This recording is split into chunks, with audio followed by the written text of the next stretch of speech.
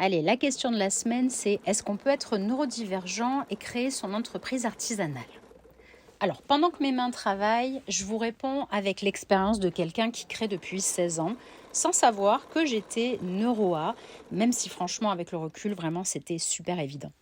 J'avance avec un corps qui est dyspraxique, j'ai des élans intenses du type TDAH, que je suis réellement, je me prends des baffes de TSA et en bonus, j'ai une dyscalculie que j'ai autogérée depuis des années.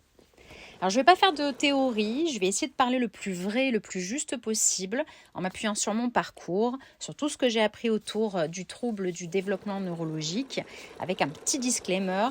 Oui, je suis bien diagnostiquée pour tout ce que je vais vous dire, mais ce que je partage, évidemment, n'engage que moi, car chaque TSA, chaque TDA est toujours un petit peu différent.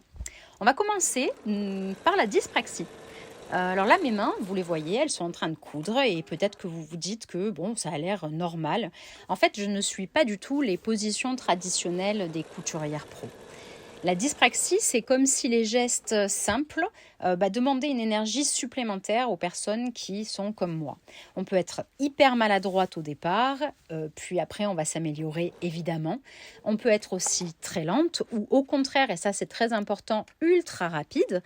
On peut s'épuiser très vite, on peut rater un geste, on peut oublier une étape, c'est malheureusement souvent ce qui m'est arrivé. Mais on bricole avec nos ressources, on crée nos propres méthodes, on devient une experte en adaptation, on crée des petits systèmes, on vit en imaginant des petites astuces, etc. Et à force, les gestes deviennent automatiques, les positions deviennent naturelles. Alors évidemment, elles ne seront jamais équivalentes à celles des couturières pro, mais vraiment, on n'est pas loin, on a simplement trouvé nos propres ressources.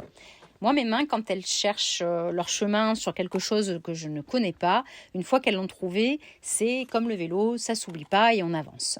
En plus, moi je ressens le tissu, je kiffe vraiment ce que je fais. Alors ce qui était au début un peu galère, c'est devenu quelque chose d'évident et de fluide.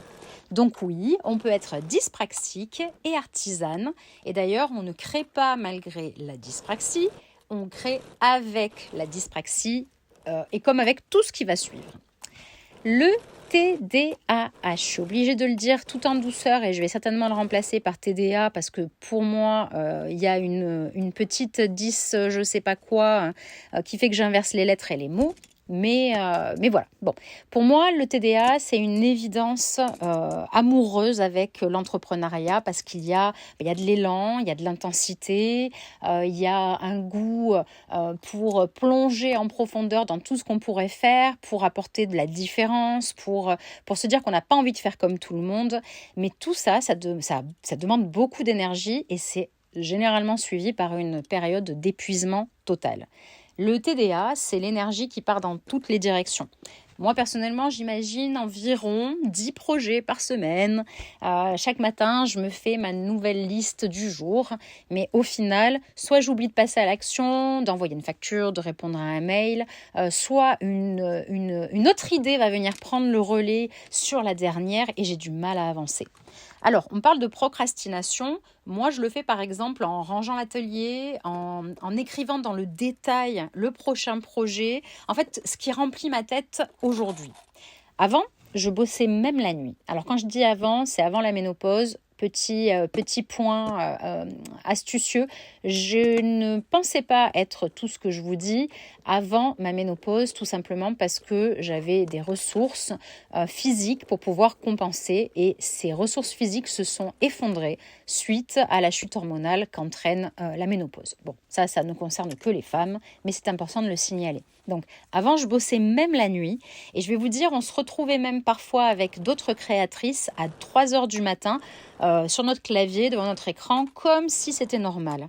Je tiens à dire que beaucoup, depuis le temps, sont venus me parler quand j'ai commencé à parler des troubles neurodéveloppementaux pour me dire qu'elles aussi avaient découvert une forme d'atypisme, voire être complètement atypiques. Aujourd'hui, je saute toujours les repas, je surchauffe très très vite, ça malheureusement c'est même tellement plus vite que je suis sous traitement Ritaline de manière à pouvoir regagner une forme d'automatisation qui était là avant et qui a disparu. Ce qui rend difficile en fait l'entrepreneuriat avec le TDA, c'est tout ce qui va être inintéressant. Et là, je parle de la gestion administrative, je parle de la planification et de la régularité dans les tâches, dans les commandes, dans la fabrication des commandes, etc. Pour les neurotypiques qui trouvent ça simple, alors je n'ai jamais été en fait neurotypique, donc j'ignore totalement comment ça se passe pour vous. Je vais essayer de ne pas rentrer dans une norme en mettant tout le monde dedans, mais je pense que pour les neurotypiques, même ce qui n'est pas forcément intéressant, comme ça doit être fait, ça va être fait. À la différence que vraiment pour trouver la source de motivation quand on n'aime pas quelque chose, c'est vraiment plus que complexe. Sauf quand on aime vraiment. Et c'est là où on peut doubler tout le monde au passage sans même s'en rendre compte et être un bulldozer, travailler non-stop parce que le TDA, c'est l'hyperfocus, c'est de l'action très rapide quand on est passionné, c'est de l'inspiration qui déborde tout le temps, partout, chaque jour. Il y a beaucoup d'intuition aussi là-dedans. Il y a un apprentissage autonome de toutes les tâches qu'une entreprise ferait à plusieurs. On incarne, nous, chacun de ces rôles-là, donc on apprend énormément de choses et on fait appel à l'inventivité. On peut bosser jusqu'à 10-12 heures d'affilée sans lever la tête. Moi, personnellement, ça m'est arrivé de créer en quelques heures, on va dire en 2 jours, l'équivalent d'une semaine de travail parce que j'étais à fond dedans. Donc, est-ce qu'on peut être TDAH et entrepreneur ? Évidemment, oui. Je pense même que c'est une histoire d'amour, comme je l'ai dit. Par contre, il faudra un cadre qui respecte nos cycles, qui sont des cycles en fait de montée et de descente, de flambée et d'arrêt brutal. Sinon, on brûle et les fameux burn-out sont assez fréquents, malheureusement, dans notre atypisme. Allez, je vais parler ensuite du TSA, du trouble du spectre autistique. Quand on est TSA, est-ce qu'on peut être une artisane ? Est-ce qu'on peut avoir son entreprise ? Alors, personnellement, j'ai été diagnostiquée super tard. Mais je me rends compte que l'environnement m'a toujours demandé énormément d'efforts que j'ai essayé de compenser. Et comme je le disais, aujourd'hui, c'est beaucoup plus compliqué. Il y a les demandes sociales, il y a les imprévus, il y a la lumière, le bruit, les changements, les petits changements comme ça qui fatiguent énormément parce qu'il faut tout réapprendre à zéro quand on va changer de logiciel, quand on va acquérir une nouvelle compétence. Tout ça fatigue énormément. Par contre, on peut être très bonne pour fabriquer, on peut être très bonne pour comprendre l'autre. Au contraire, on a tendance à penser que le trouble du spectre autistique nous rend moins empathiques ou moins émotionnels, alors que c'est souvent bien au contraire, en tout cas pour beaucoup, l'opposé qui va se passer. Par contre, on peut avoir du mal à vendre, on peut avoir du mal à expliquer l'intégralité des informations qu'on voudrait transmettre ou simplement s'expliquer en direct. Voilà pourquoi moi personnellement je suis très mal à l'aise sur les marchés alors que pour moi la bénédiction des réseaux sociaux, ça a été un changement total et je pense que sans Internet je n'aurais jamais été micro-entrepreneur. Parce que le TSA, ça apporte aussi une honnêteté qui est viscérale. Vous pouvez le constater. Moi, personnellement, je le vois parce que je commence à fréquenter beaucoup de personnes qui le sont. On parle, je m'aperçois des douleurs, je m'aperçois des difficultés, mais je m'aperçois aussi de toutes ces belles choses qui passent souvent sous silence. C'est-à-dire donc l'honnêteté, la capacité d'approfondir profondément, vraiment de plonger dans un sujet pour en tirer de la précision. Il y a un amour du détail qui peut être un petit peu, comme moi, un petit peu cassé par la dyspraxie. Mais il y a un goût du vrai, il y a une fidélité à des valeurs qui sont belles. On n'aime pas les masques, notre communication, elle est brute, elle est sensible. Et c'est souvent d'ailleurs des clientes qui nous ressemblent et qui nous cherchent, ou en tout cas des clientes avec une hypersensibilité qui repèrent le fait qu'on ne joue pas de rôle.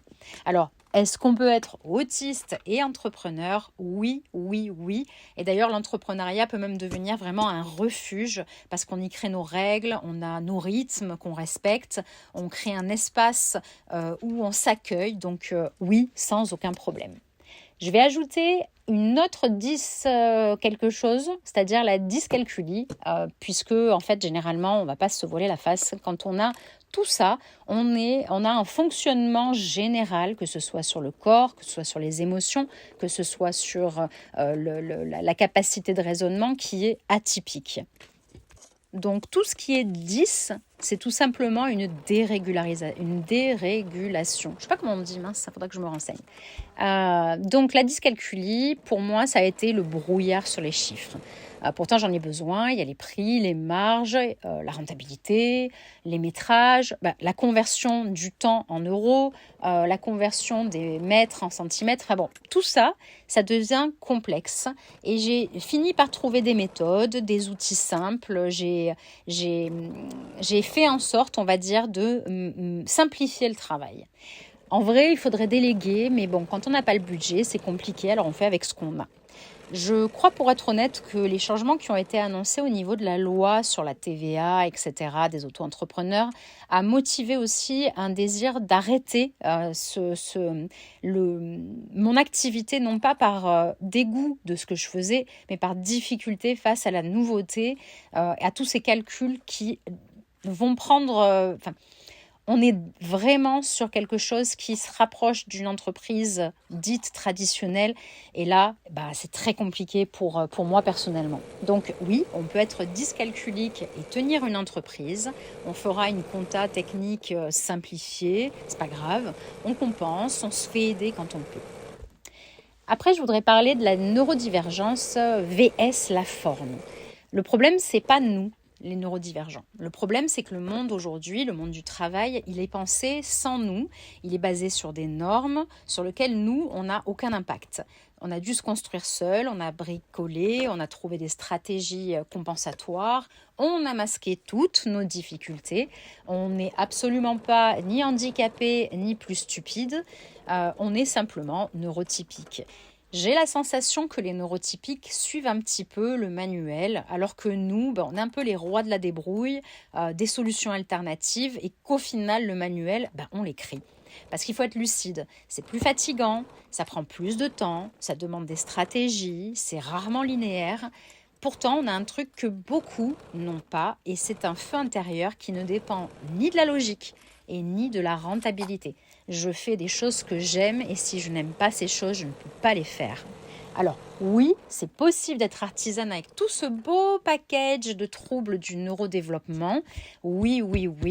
On peut être neurodivergente, on peut créer son activité artisanale, non pas parce qu'on coche des cases, mais parce qu'on invente des chemins qui sont adaptés à nos rythmes, à nos corps, à nos pensées, à ce flux ou cette oscillation énergétique qu'on peut avoir d'un jour à l'autre et qu'on ne peut pas gérer à l'avance.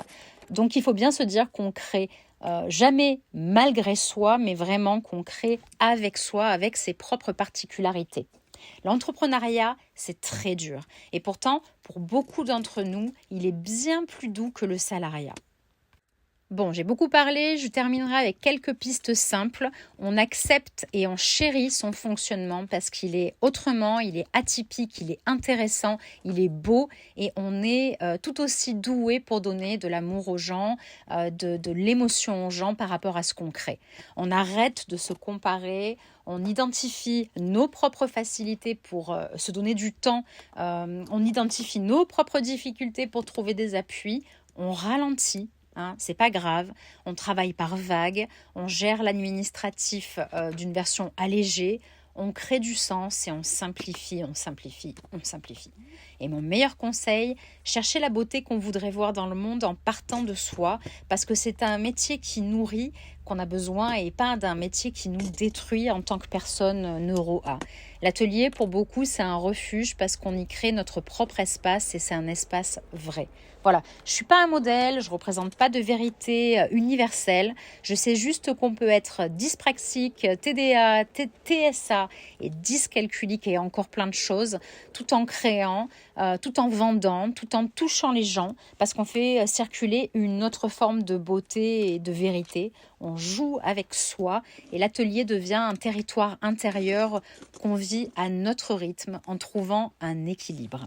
Je vous souhaite une bonne semaine. Si vous avez des questions, je serai absolument ravie d'y répondre, et on reste bien sûr dans le respect.